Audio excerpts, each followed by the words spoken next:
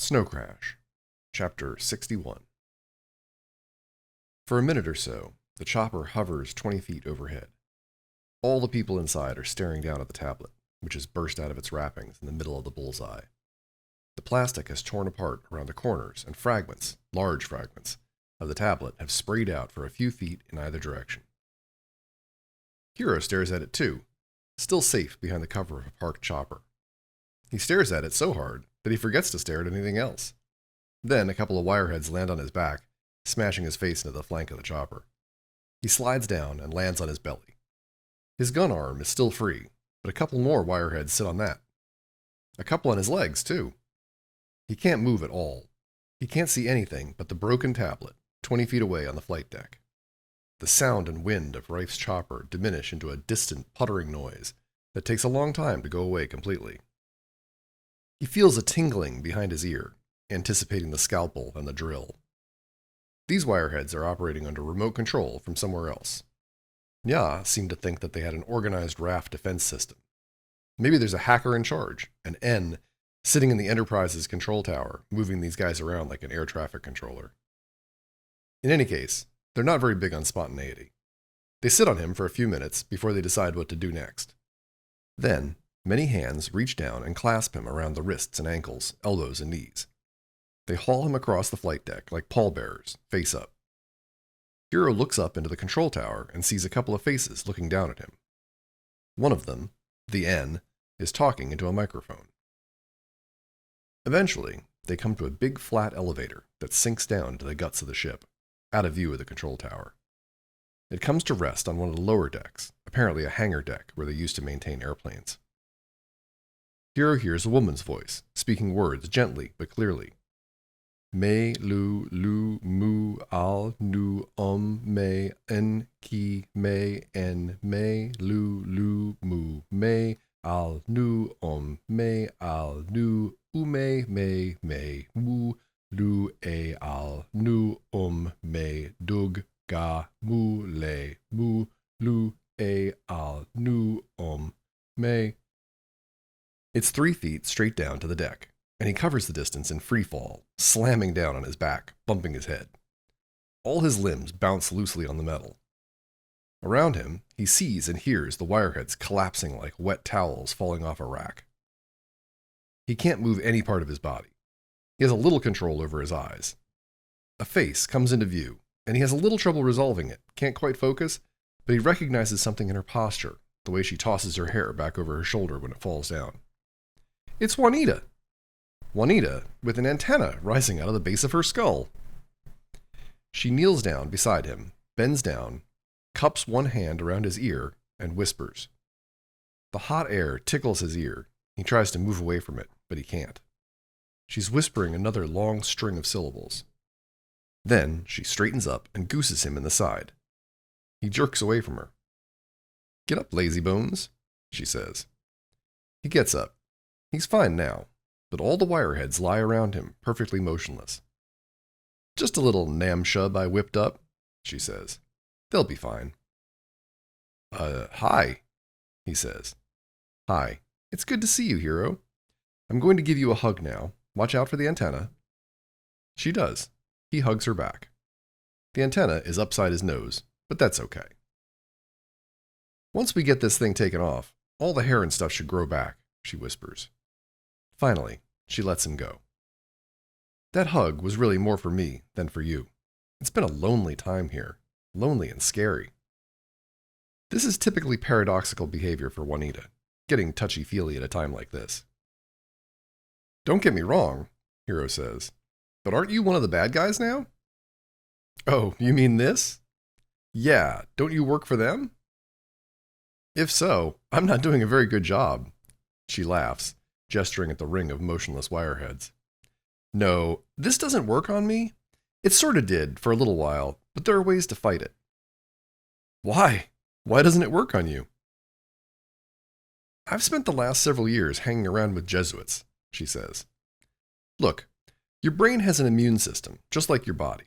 The more you use it, the more viruses you get exposed to, the better your immune system becomes. And I've got a hell of an immune system. Remember, I was an atheist for a while, and then I came back to religion the hard way. Yeah, okay, but why didn't they screw you up the way they did David? I came here voluntarily. Like Inanna. Yes. Why would anyone come here voluntarily? Hero, don't you realize? This is it. This is the nerve center of a religion that is at once brand new and very ancient. Being here is like following Jesus or Muhammad around, getting to observe the birth of a new faith. Yeah, okay, but it's terrible? Rife is the Antichrist. Of course he is, but it's still interesting, and Rife has got something else going for him. Eridu, the city of Enki. Exactly. He's got every tablet Enki ever wrote. For a person who's interested in religion and hacking, this is the only place in the world to be. If those tablets were in Arabia, I'd put on a chador and burn my driver's license and go there. But the tablets are here, and so I let them wire me up instead. So all this time, your goal was to study Enki's tablets. To get the May, just like Inanna. What else? And have you been studying them? Oh, yes. And? She points to the fallen wireheads. And I can do it now. I'm a Baal Shem. I can hack the brainstem. Okay, look, I'm happy for you, Juanita, but at the time being, we have a little problem. We're surrounded by 1,000,000 people who want to kill us. Can you paralyze all of them? Yes, she says, but then they'd die. You know what we have to do, don't you, Juanita? Release the Namshub of Enki, she says. Do the Babel thing. Good, let's go get it, Hero says. First things first, Juanita says. The control tower. Okay, you get ready to grab the tablet, and I'll take out the control tower. How are you going to do that? By cutting people up with swords? Well, yeah, that's the only thing they're good for. Let's do it the other way around, Juanita says. She gets up and walks off across the hangar deck. The Namshub of Enki is a tablet wrapped up in a clay envelope covered with the cuneiform equivalent of a warning sticker. The entire assembly has shattered into dozens of pieces. Most of them have stayed wrapped up inside the plastic, but some have gone spinning across the flight deck. Hero gathers them up from the helipad and returns them to the center. By the time he's got the plastic wrapper cut away, Juanita is waving to him from the windows on top of the control tower. He takes all the pieces that look to be part of the envelope and puts them in a separate pile. Then he assembles the remains of the tablet itself into a coherent group. It's not obvious, yet, how to piece them together, and he doesn't have time for jigsaw puzzles. So he goggles into his office, uses the computer to take an electronic snapshot of the fragments, and calls the librarian. Yes, sir? This hypercard contains a picture of a shattered clay tablet. Do you know of some software that would be good at piecing it back together? One moment, sir, the librarian says. Then a hypercard appears in his hand. He gives it to Hero. It contains a picture of an assembled tablet. That's how it looks, sir. Can you read Sumerian? Yes, sir. Can you read this tablet out loud? Yes, sir. Okay, get ready to do it, and hold on a second. Hero walks over to the base of the control tower. There's a door there that gives him access to a stairwell. He climbs up to the control room, a strange mixture of Iron Age and high tech. Juanita is waiting there, surrounded by peacefully slumbering wireheads. She taps a microphone that's projecting from a communications panel at the end of a flexible gooseneck, the same mic that the N was speaking into. Live to the raft, she says. Go for it.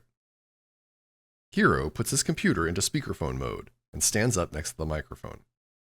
Librarian, read it back, he says, and a string of syllables pours out of the speaker. In the middle of it, Hero glances up at Juanita. She's standing in the far corner of the room with her fingers stuck in her ears. Down at the base of the stairs, a wirehead begins to talk.